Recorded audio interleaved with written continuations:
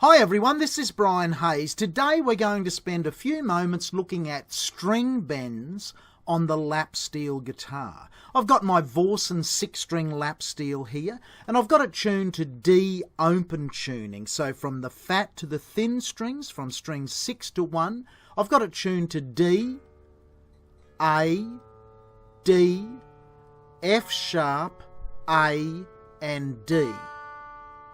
I'll change the camera angle now so that you can see my hands and the fretboard easier, and I think you'll enjoy this simple but very effective technique that we can use on any of the slide instruments, for example the slide dobro and the slide lap steel.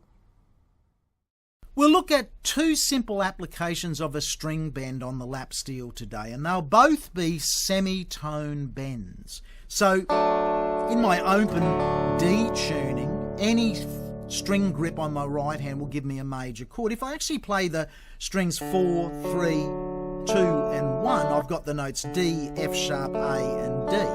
That's a D major chord. If I want to play a D suspended 4th chord, I need to raise that F sharp and replace it with a G. That very famous chord.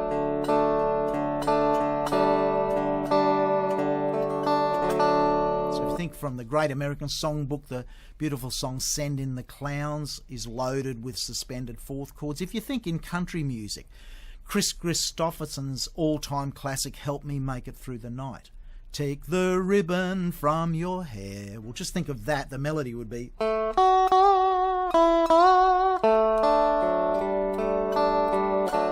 that second chord in Help Me Make It Through the Night is a major chord to a suspended 4th chord. Very famous sound in music.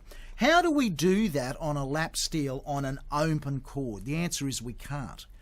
That's one of the reasons they invented the pedal steel guitar, because if we were playing pedal steel there on a Nashville 9th tuning, we'd simply engage our second floor pedal, which raises the 3rd string up a semitone. And that's exactly what a pedal steel guitar does, and you hear that a lot on steel guitar, those chord changes. It's done with a floor pedal on a pedal steel. We haven't got any pedals here, we're on a lap steel.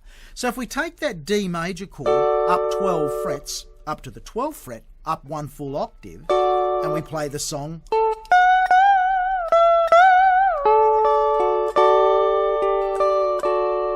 we can achieve the same effect there, the pedal steel effect,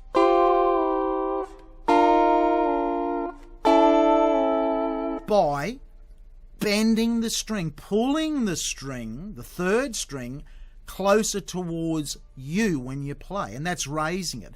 But importantly, if you have a look, it's all happening with my ring finger. And what I'm doing is I'm reaching in under the string, I'm lifting it up hard against the metal bar, the steel, and I'm pulling it back towards me, all in one movement. Now, what a lot of people forget to do is to lift the string up towards the bar, and they'll end up with this sort of a sound. The equivalent of fret buzz. They call that bar chatter on a slide instrument. Because as you pull that string towards you, there's a tendency to push it down away from the steel bar. It loses contact and you get bar chatter, or the equivalent of fret buzz. You don't want that. So the critical piece of information is to put your finger in under the string, pull it up hard towards the steel bar, and pull it back to you at the same time. You get a perfect major chord to a suspended 4th chord. Let's just have a look at another quick semitone bend, this time using the 2nd string on the lap steel. So on my tuning, if we wanted to play a D augmented chord, that would be 1, 3, 5 sharp out of a D major scale, which would actually be the notes D, F sharp, A sharp, this chord.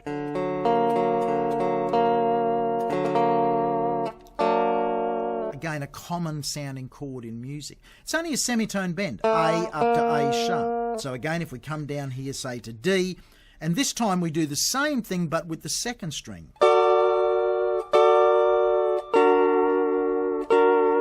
And there's a perfect augmented chord. If we go to G, so we've got G, B and D, but we actually need G, B and D sharp.